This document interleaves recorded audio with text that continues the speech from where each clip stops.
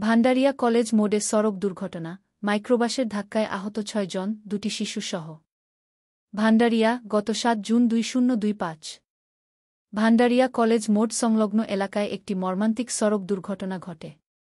স্থানীয় সূত্রে জানা গেছে, একটি মাইক্রোবাসের চালক ঘুমের ঘোরে থাকায় গাড়ির নিয়ন্ত্রণ হারিয়ে একটি বিদ্যুতের খুঁটির সাথে ধাক্কা দেয়া। দুর্ঘটনার ফলে গুরুতর আহত হয় অন্তত ৬ জন, যাদের মধ্যে ২টি শিশুও রয়েছে।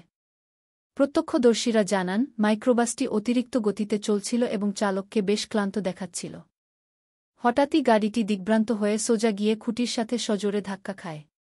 স্থানীয় লোকজন দ্রুত আহতদের উদ্ধার করে ভান্ডারিয়া উপজেলা স্বাস্থ্য কমপ্লেক্সে নিয়ে যান। আহতদের মধ্যে কয়েকজনের অবস্থা আশঙ্কাজনক বলে জানা গেছে এবং তাদের বরিশাল শেরেবাংলা মেডিকেল কলেজ হাসপাতালে পাঠানো হয়েছে উন্নত চিকিৎসার জন্য। স্থানীয় বাসিন্দারা দ্রুতগতির যানবাহনের কারণে এ এলাকায় দুর্ঘটনার আশঙ্কা আগেও জানিয়েছিলেন। তারা নিরাপত্তা ব্যবস্থা জোরদারের দাবি জানিয়েছেন।